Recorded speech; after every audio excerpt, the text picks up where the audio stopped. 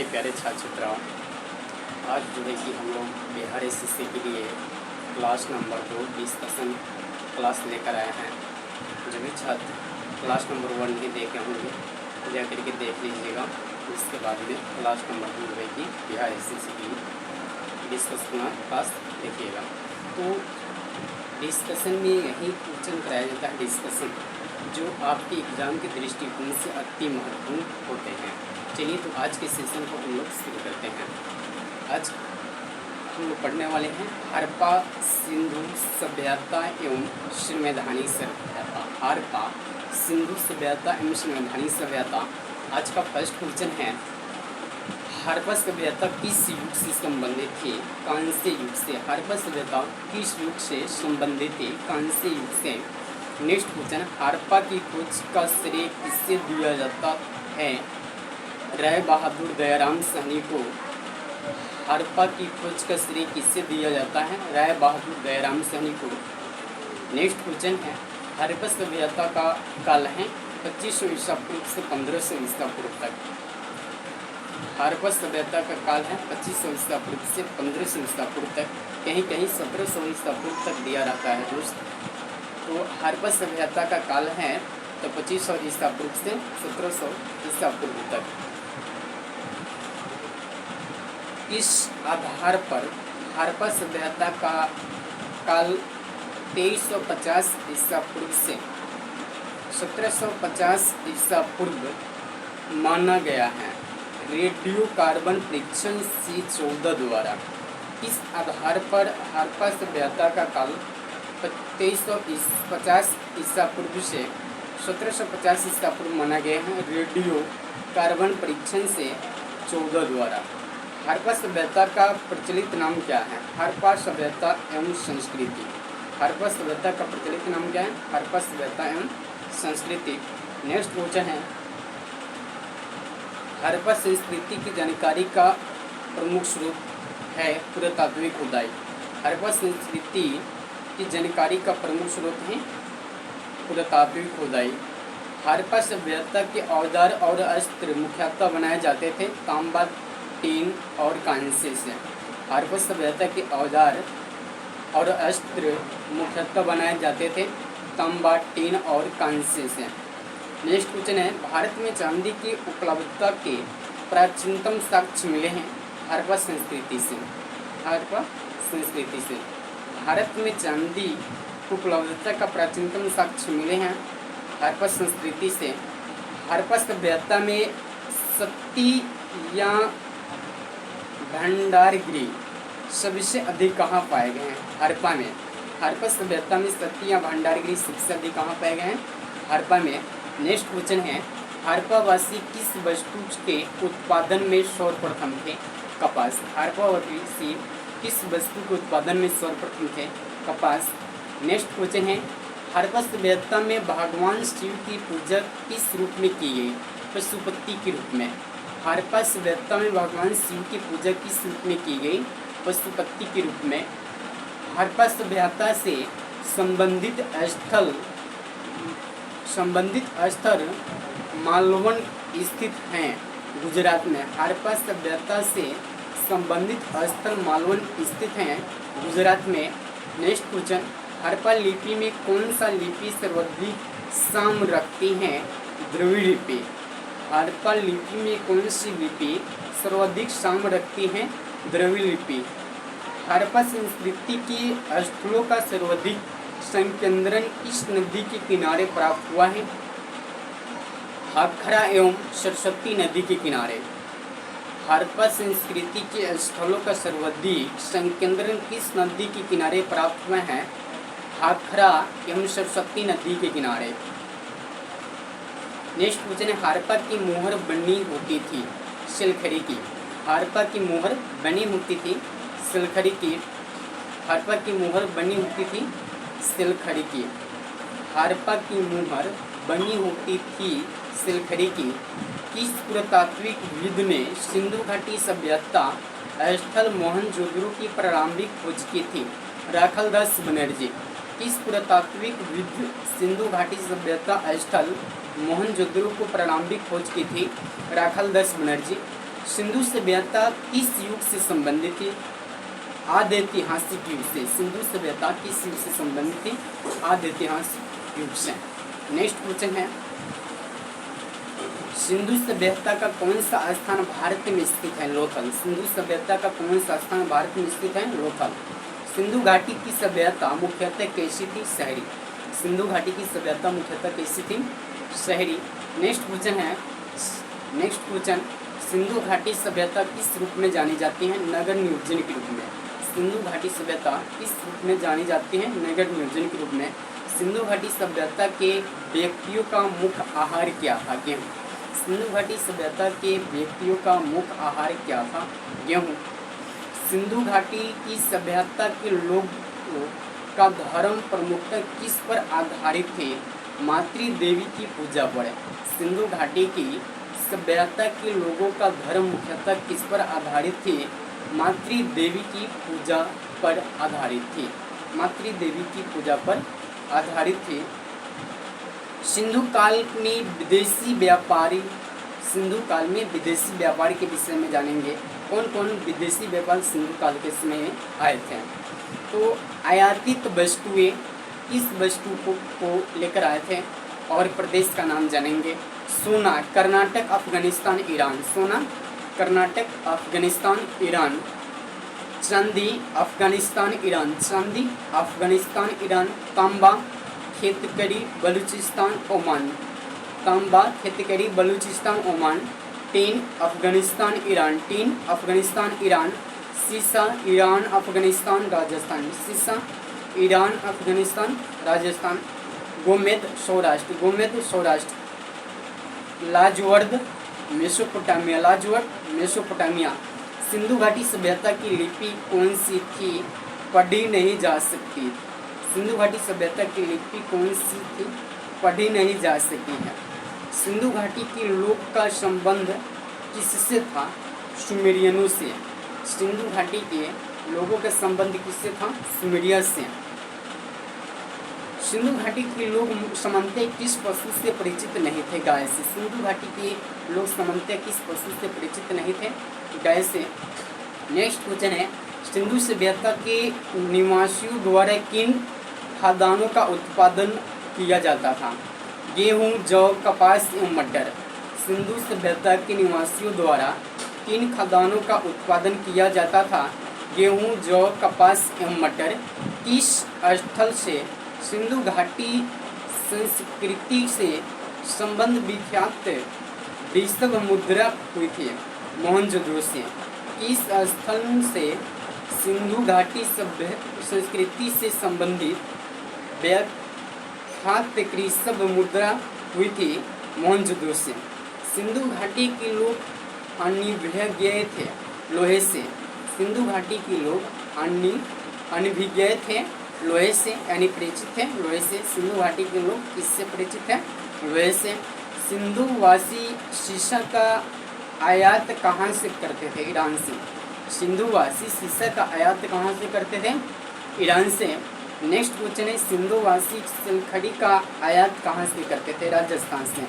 सिंधुवासी सिलखड़ी का आयात कहाँ से करते थे? राजस्थान से। सिंधुवासी फिरोजा कहाँ से प्राप्त करते थे? मध्य एशिया से। सिंधुवासी फिरोजा कहाँ से प्राप्त करते थे? मध्य एशिया से। सिंधुवासी उपासना नहीं करते थे विष्णु की। सिंधुवासी उपासना नहीं करते थे विष्णु से। सिंधुवासी उपासना नहीं करते थे विष्णु की।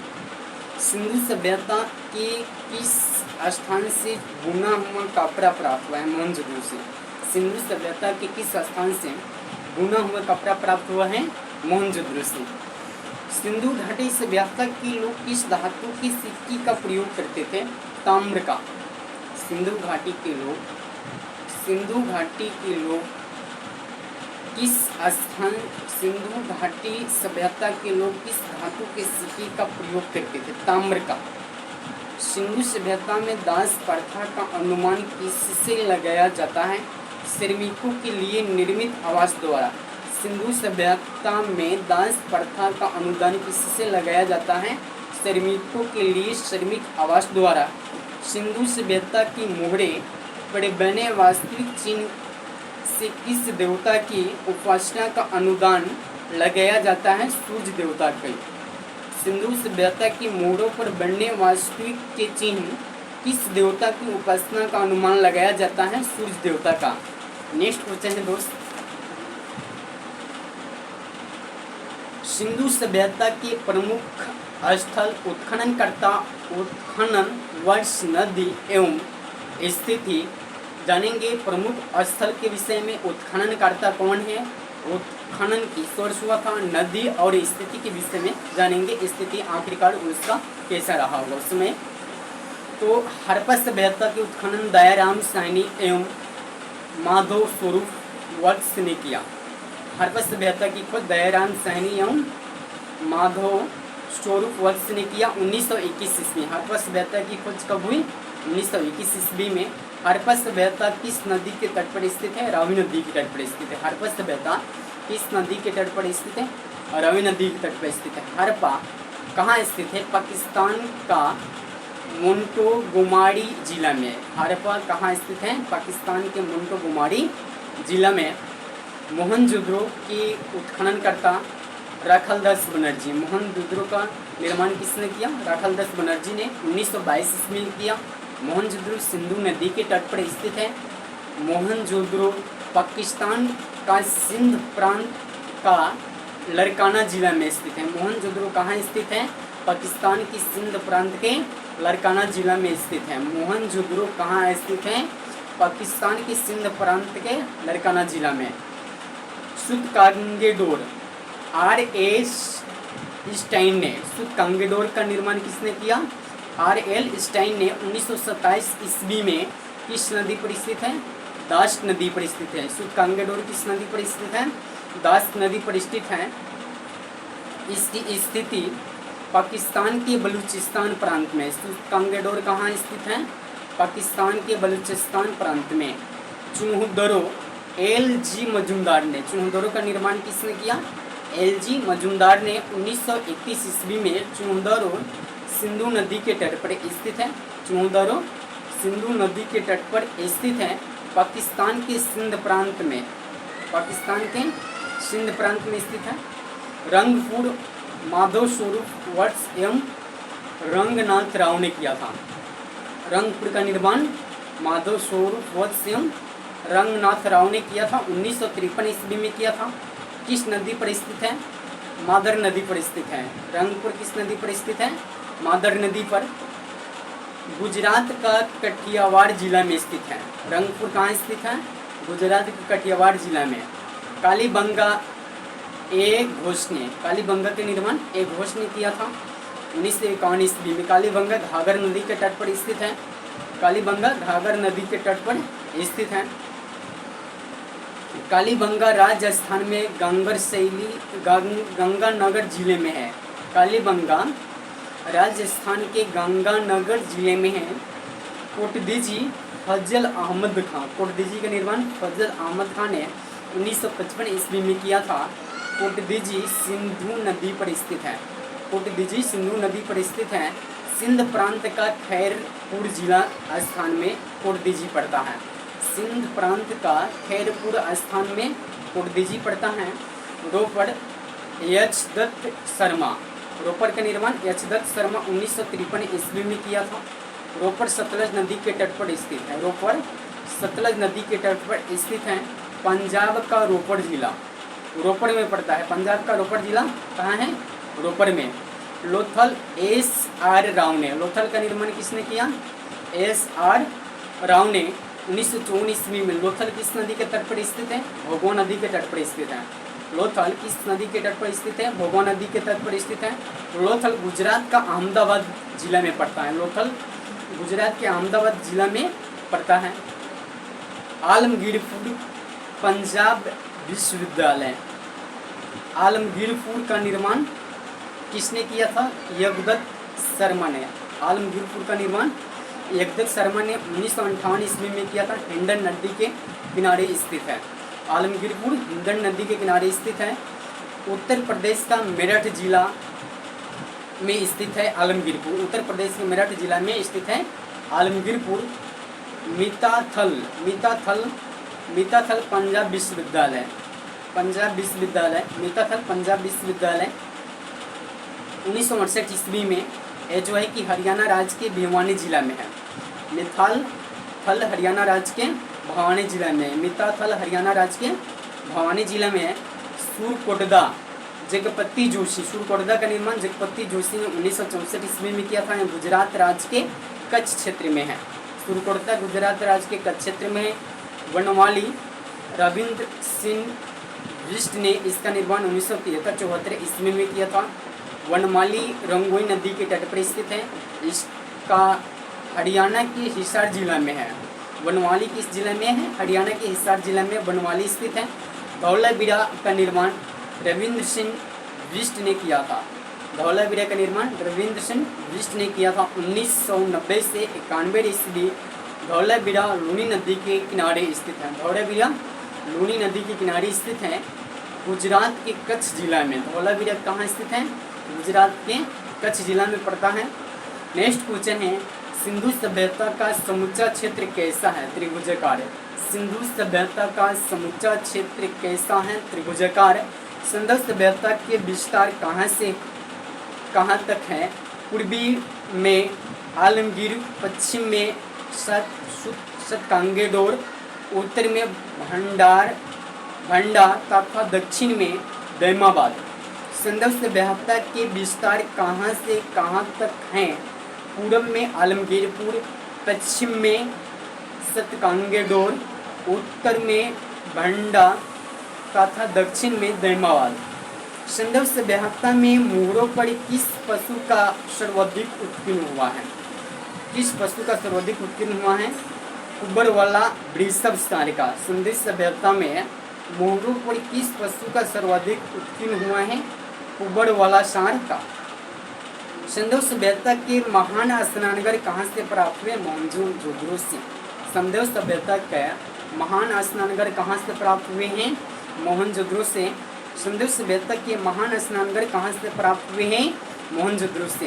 नेक्स्ट क्वेश्चन, सिंधु सभ्यता कालीन अर्थव्यवस्था प्रमुख रूप से किस पर आधारित थी? कृषि पर।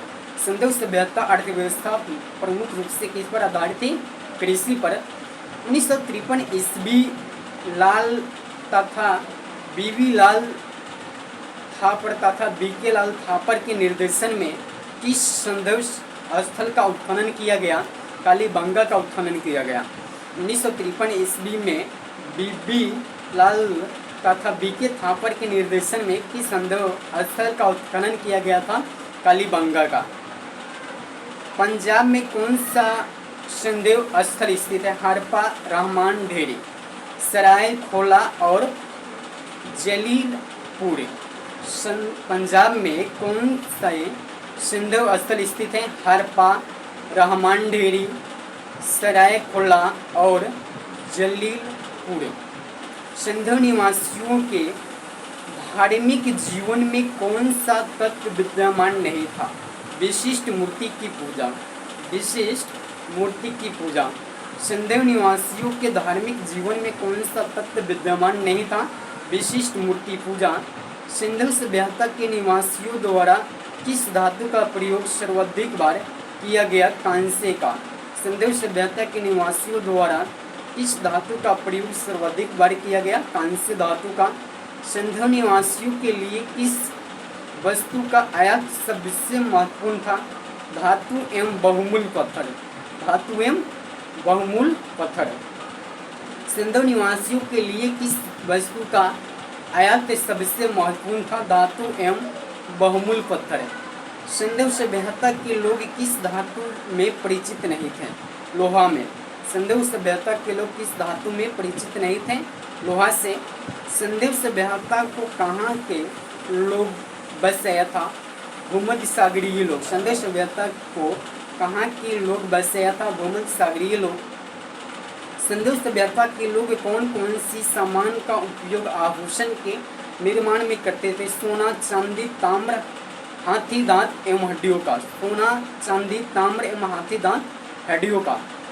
सिंधु सभ्यता के लोग कौन कौन सी सामान का उपयोग आभूषण का निर्माण में करते थे?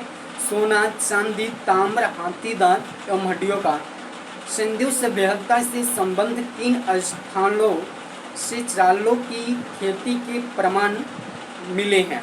लोथल और रंगपुर। लोथल और रंगपुर से मिला है। सिंधु सभ्यता से संबंध किन स्थलों से चावलों की खेती के प्रमाण मिले हैं? लोथल और रंगपुर से। किस फसल के उत्खनन से संबंध सिंधु स्थलों में कोई प्रमाण नहीं मिला है? दाल का। किस फसल की उत्पादन के संबंध में सिंधु स्थलों से कोई प्रमाण नहीं मिला है? दाल। सिंधुकालीन नगरों से किन दो नगरों का प्रयोग संभवतः राजधानी के रूप में किया गया? तो हड़प्पा और मोहनजोदड़ो। हड़प्पा और मोहनजोदड़ो। सिंधुकालीन नगरों में किन दो नगरों का प्रयोग संभवतः राजधानी के रूप में किया गया? हड़प्पा और मोहनजोदड़ो। सिंधुकालीन मोहरों से जानकारी मिलती है लिपि तथा धर्म की। सिंधुकालीन मोहरों से जानकारी मिलती है लिपि तथा धर्म की। नेक्स्ट क्वेश्चन है, किस सिंधुकालीन पुरास्थल से हाथी दांत की बनी वस्तुएं मिली हैं? लोथल से। किस सिंधुकालीन पुरास्थल से हाथी दांत की बनी वस्तुएं मिली हैं? लोथल से। अब तक सिंधु संस्कृति के कितने पुरास्थल का उत्खनन हो चुका है? 2501। अब तक सिंधु संस्कृति की कितने पुरास्थलों का उत्खनन हो चुका है? 2501। प्राक सिंधु संस्कृति थी ग्रामीण। प्राक सिंधु संस्कृति थी ग्रामीण। नवपाषाण युग की कौन सी विशेषता है? प्रारंभिक कृषि संस्कृति। नवपाषाण युग की कौन सी विशेषता है? प्रारंभिक कृषि संस्कृति। भारत में खोजा गया सबसे पुराना शहर कौन सा है? हड़प्पा। भारत में खोजा गया सबसे पुराना शहर कौन सा है? हड़प्पा। नवपाषाण युग की कौन सी विशेषता थी? प्रारंभिक कृषि संस्कृति। नवपाषाण युग की कौन सी विशेषता थी? प्रारंभिक कृषि संस्कृति। भारत में खोजा गया सबसे पहला शहर कौन सा था? हड़प्पा। भारत में खोजा गया सबसे पहला शहर कौन सा था? हड़प्पा। भारत में चांदी की उपलब्धता के प्राचीनतम साक्ष्य मिले हैं हड़प्पा संस्कृति से। भारत में चांदी की उपलब्धता का प्राचीनतम साक्ष्य मिले हैं हड़प्पा संस्कृति से। आज का जो है कि एक क्वेश्चन आप लोग के लिए रहेगा मेरे प्यारे छात्र छात्राओं, इसका जवाब कमेंट बॉक्स में आप सभी छात्र छात्राओं को देना है। देखते हैं कितने छात्र जो है कि इस क्वेश्चन का जवाब दे पाते हैं। क्वेश्चन है, कालीबंगा कहाँ स्थित है? कालीबंगा कहाँ स्थित है? इस क्वेश्चन का जवाब आप लोग को कमेंट बॉक्स में देना है। पुरापाषाण काल में सावधानी की कौन सी प्रवृत्तियाँ प्रचलित थी? मानव के साथ कुत्तों को गाड़ना। पुरापाषाण काल में सावधानी की कौन सी प्रवृत्तियाँ प्रचलित थी? मानव के साथ कुत्तों को गाड़ना। नवपाषाण काल की मूर्तियाँ नवपाषाण काल की धार्मिक प्रथा के संबंध में कौन से अभिलक्षण स्पष्ट रूप से परिलक्षित होते हैं? मातृ देवी की पूजा। नवपाषाण काल की धार्मिक प्रथा के संबंध में कौन से अभिलक्षण स्पष्ट रूप से परिलक्षित होते हैं? मातृ देवी की पूजा। मोहनजोदड़ो की सर्वाधिक चौड़ी सड़कें जिससे राजपथ कहा जाता था, उसकी चौड़ाई कितनी थी? 10 मीटर। इसकी चौड़ाई कितनी थी? 10 मीटर। मोहनजोदड़ो की सर्वाधिक चौड़ी सड़क जिससे राजपथ कहा जाता था, उसकी चौड़ाई कितनी थी? 10 मीटर। भारत में सर्वप्रथम पाषाणकालीन सभ्यता की खोज कब प्रारंभ की गई थी? 1863 ईस्वी में। भारत में सर्वप्रथम पाषाणकालीन सभ्यता की खोज कब की गई थी? 1863 ईस्वी में। भारत में जानवर पालने की शुरुआत हुई मध्यपाषाण काल में। भारत में जानवर पालने की शुरुआत हुई मध्यपाषाण काल में। भारत में नवपाषाण युग का प्रारंभ सबसे माना जाता है 7000 ईसा पूर्व के लगभग। भारत में नवपाषाण काल युग का प्रारंभ कब से माना जाता है? तो 7000 ईसा पूर्व से लगभग। सर्वप्रथम पूर्व पाषाणकालीन उपकरण भारत में किस स्थान से खोजा गया था? दक्षिण भारत की कार्लियार नदी घाटी से। भारत में सर्वप्रथम पूर्वपाषाणकालीन उपकरण भारत में किस स्थान से खोजा गया? दक्षिण भारत की कार्लियार नदी घाटी से। सर्वप्रथम पाषाणकालीन उपकरण की खोज का श्रेय किसे दिया जाता है? डी टेरा को। सर्वप्रथम पाषाणकालीन उपकरण की खोज का श्रेय किसे दिया जाता है? डी टेरा को। किस नवपाषाणकालीन स्थल से मालिक के कब्रों में कुत्तों को भी दफनाए जाने के अवशेष प्राप्त हुए हैं? बुर्जोम से। किस नवपाषाणकालीन स्थल से मालिक के साथ साथ कब्रों में कुत्तों को भी दफनाने जलाने का अवशेष प्राप्त हुए हैं? बुर्जोम से। किस नवपाषाणकालीन पूरा स्थल से नवपाषाण के साथ साथ ताम्रपाषाण की तथा लौह संस्कृति के भी अवशेष मिले हैं? कोल्डिहावा से। किस नवपाषाणकालीन पूरा स्थल से नवपाषाण के साथ साथ ताम्र तथा लौह संस्कृति से संबंधित अवशेष मिले हैं? कोल्डिहावा से। पक्की मिट्टी के बने हल का एक प्रतिरूप कहाँ से प्राप्त हुआ है? वनमाली से। पक्की मिट्टी के बने हल का एक प्रतिरूप कहाँ से प्राप्त हुआ है? वनमाली से। नेक्स्ट क्वेश्चन है, नेक्स्ट क्वेश्चन से पहले जो है कि आप लोग से क्वेश्चन पूछे थे एक, कि क्वेश्चन ये था कि कालीबंगा कहाँ स्थित है। तो जो भी छात्र जवाब दिए होंगे उनके लिए भी ये क्वेश्चन का आंसर हुआ राजस्थान। कालीबंगा कहाँ स्थित है? राजस्थान में स्थित है। चलिए नेक्स्ट क्वेश्चन आगे बढ़ते हैं हम लोग। वैसे स्थान जहाँ से उत्खनन में तांबे की मोहरें प्राप्त हुई है? हड़प्पा से। वैसे स्थान जहाँ से उत्खनन में तांबे की मोहरें प्राप्त हुए हैं? हड़प्पा से। जौ, तिल व सरसों के सर्वाधिक साक्ष्य कहाँ से प्राप्त हुए? वनमाली से। जौ, तिल व सरसों के सर्वाधिक साक्ष्य कहाँ से प्राप्त हुए हैं? वनमाली से। वैसे स्थान जहाँ से यज्ञ स्थल प्राप्त हुए हैं? कालीबंगा। वैसे स्थान जहाँ से यज्ञ स्थल प्राप्त हुए हैं? कालीबंगा। नेक्स्ट क्वेश्चन है, नृत्य करती हुई नारी की कांस्य मूर्ति सिंधु सभ्यता के किस स्थान से प्राप्त हुए हैं? मोहनजोदड़ो से। नृत्य करती हुई नारी की कांस्य मूर्ति सिंधु सभ्यता के किस स्थल से प्राप्त हुई है? मोहनजोदड़ो से। जीवाश्म होने का साक्ष्य कहाँ से प्राप्त हुआ है? सूरकोटदा से। जीवाश्म होने का साक्ष्य कहाँ से प्राप्त हुआ है? सूरकोटदा से। नेक्स्ट क्वेश्चन, हड़प्पा सभ्यता के लोग किस जानवर से परिचित नहीं थे? घोड़ा। हड़प्पा सभ्यता के लोग किस जानवर से परिचित नहीं थे? घोड़ा। वैसे स्थान जहाँ से हल चलाने का साक्ष्य प्राप्त हुआ है? कालीबंगा। वैसे स्थान जहाँ से हल चलाने का साक्ष्य प्राप्त हुआ है? कालीबंगा। कालीबंगा कहाँ स्थित है? तो राजस्थान में स्थित है। कालीबंगा कहाँ स्थित है? राजस्थान में स्थित है। मोहनजोदड़ो की सबसे बड़ी इमारत कौन सी है? अनागार। मोहनजोदड़ो की सबसे बड़ी इमारत कौन सी है? अनागार। पूरा पाषाण काल के लोग को किस प्रजाति का माना जाता है? नेग्रिटो। पूरा पाषाण काल के लोग को किस प्रजाति का माना जाता है? नेग्रिटो। आधुनिक मानव या होमो सेपियंस का उदय कब हुआ? आधुनिक मानव या होमो सेपियंस का उदय कब हुआ? 40,000 ईसा पूर्व में हुआ। आधुनिक मानव या होमो सेपियंस का उदय कब हुआ? 40,000 ईसा पूर्व में हुआ। आधुनिक मानव या होमो सेपियंस का उदय कब हुआ? 40,000 ईसा पूर्व में हुआ। आधुनिक मानव या होमो सेपियंस का उदय कब हुआ? 40,000 ईसा पूर्व में हुआ। नेक्स्ट क्वेश्चन है, पूरा पाषाण काल के औजार किससे बनने थे? क्वार्टेजाइट से। चुना पूरा पाषाण काल के औजार किससे बनने होते थे? क्वार्टेजाइट के। मानव द्वारा बनाया जाने वाला प्रथम औजार था कुल्हाड़ी। मानव द्वारा बनाया जाने वाला प्रथम औजार था कुल्हाड़ी। पूरा पाषाण काल को अन्य किस नाम से जाना जाता है? आखेट युग के। पूरा पाषाण काल को अन्य किस नाम से जाना जाता है? आखेट युग को। किस काल को हल्लक संस्कृति के नाम से भी जाना जाता है?